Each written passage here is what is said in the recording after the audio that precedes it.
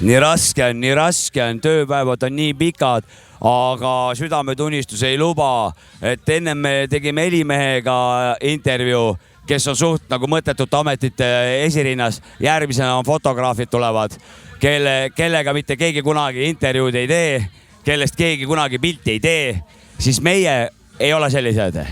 Meie teeme täiega intervjuu ja intervjuu algabki nüüd praegu. Et mitme objektiiviga täna siin siis pilte tegid? 3.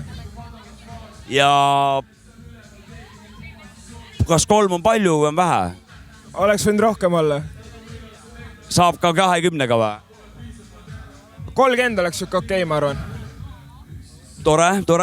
Mis tunne on minna fotograafiga keset laivi lauljale hästi lähedale ja üritada sealt siis mingit pilti teha? Kas see on nagu tore kalli kogemus või on see pigem midagi rasket? No ma olen suht nahaalne, nii et ma ei tea, mul on suht pohhu nagu, et mind väga ei eri. Pigem on nagu pull, veits vaatad, kuidas vend reageerib ja nagu kas ta läheb närvi või mitte. Nagu niimoodi. Sul on nagu, et tõmmake putsi, mina olen fotograaf ja mul on pilte vaja ja te tõmmake nahku. Ei no kõik tahavad Insta endale häid pilte, nagu siis peab laskma pilti teha ka, vaata. Ja võt, kes tahab Instagramis olla top kontoomanik, tasuks pöörduda päris fotograafide poole, mitte naabri Marju lasta teha.